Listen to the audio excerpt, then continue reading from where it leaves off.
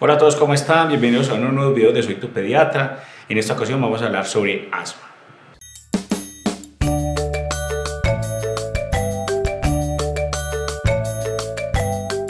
Estamos con el doctor Jorge García Ciro, neumólogo pediatra, amigo y compañero de residencia. ¿Cómo va, Jorge? Muy bien, gracias Juan, muy contento de estar por aquí, gracias por la invitación. Hombre, tenerte aquí es demasiado bueno para todos nosotros porque la calidad tuya es impresionante en todo este tema y sé que vamos a aclarar mucho las dudas para los pacientes. Qué bueno.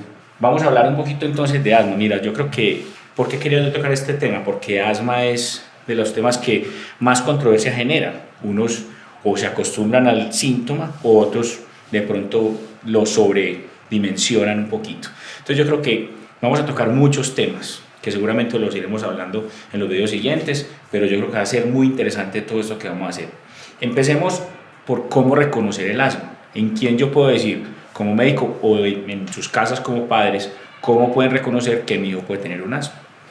Bien, pues hay varias maneras en general de uno identificar cuando hay un asma.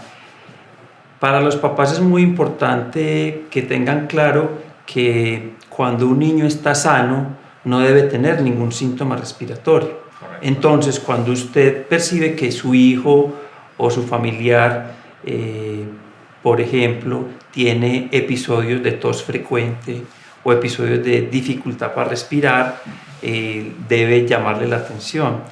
Y los síntomas del asma dependen mucho de la edad. En los niños pequeños, sobre todo, son los episodios de dificultad respiratoria o de pitos con el silbidito, con las infecciones respiratorias, que normalmente una gripita les puede dar algo de malestar en la nariz, algo de tos, a veces algo de fiebre, pero no debería silbarles el pecho. Entonces, ese es un síntoma que pudiera alertar cuando son recurrentes y no logran mejorarse, por ejemplo, un síntoma de asma.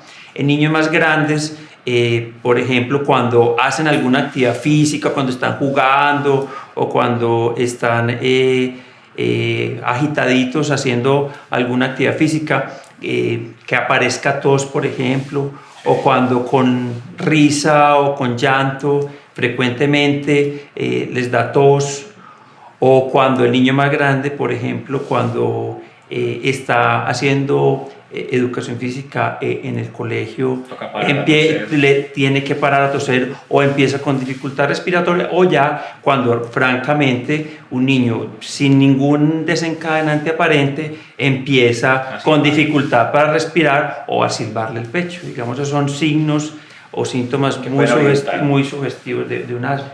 Hay una cosa que me parece muy importante aclarar. Yo creo que en los más grandes es muy fácil, ¿cierto? Claro. La gran controversia que existe es en los niños un poco más pequeños, ¿no es cierto? Los menores de 6 años. ¿Cómo reconocer nosotros en ese tipo de pacientes? Porque muchas veces aparece la bronquiolitis, ¿cierto? Que la bronquiolitis es una enfermedad que puede llevar a silbar el pecho como una infección viral, o infecciones recurrentes que pueden llevar a que el niño silbe sin ser considerado asma, o ya sería una manera de pronto de nosotros estar alertas para más adelante considerar un paciente asmático, porque es que me han llegado pacientes de 2 meses que ya han hecho 2 bronquiolitis y no, ya es asmático. Perfecto. Entonces, esa parte, como, sobre todo en estos niños que están en guardería, que yo creo que es un punto bastante álgido en ese punto de recurrencia de enfermedades, ¿cómo poder nosotros reconocer ese tipo de cosas? Sí, ese tema especial es muy interesante y sobre todo que es un reto muy importante para nosotros los médicos y para los médicos que tenemos que ver con niños.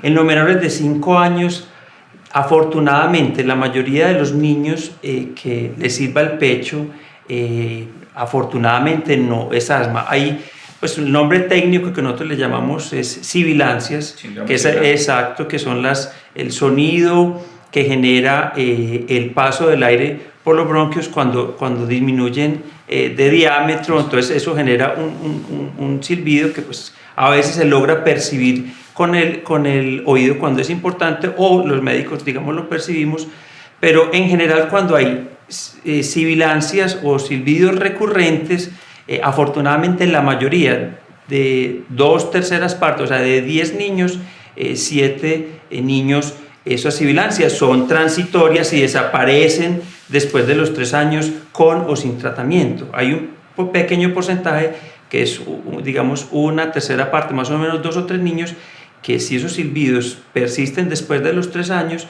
digamos, le hace uno pensar en asma. O sea, el mensaje grande es que en general el asma en menores de 3 años es raro. Es raro.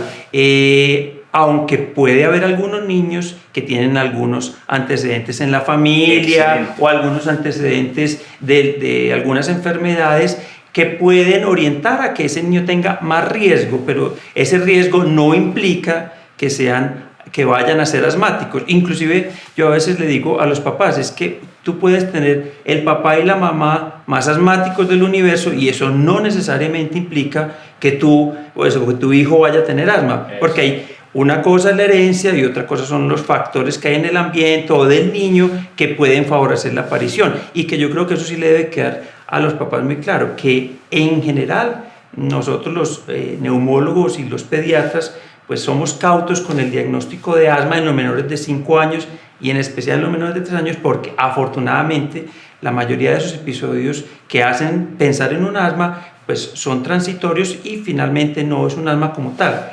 Pero obviamente pues el médico, el pediatra o el neumólogo pues ya evaluará todo eso que estábamos hablando de los factores que tiene el niño, de los antecedentes familiares, del ambiente, que puedan influir en que esos síntomas que se identifican pues pudieran terminar siendo un asma o hacer el diagnóstico de asma. Este es un tema que da tela para cortar la que tú quieras, pero la idea es ir paso a paso.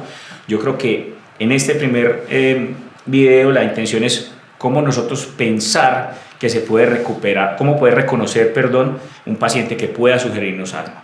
Seguramente varios de los temas que tocaste aquí en este primer video lo vamos a ir dilucidando un poquito más en otros videos, porque creo que me quedo con mucha tela que cortar. Espero que haya sido de su agrado este video. Síganos en nuestras redes, www.soytupediatra.com.co, nuestra página web, en Facebook, Instagram, YouTube y Twitter, Soy Tu Pediatra Sin Espacios. Un saludo para todos.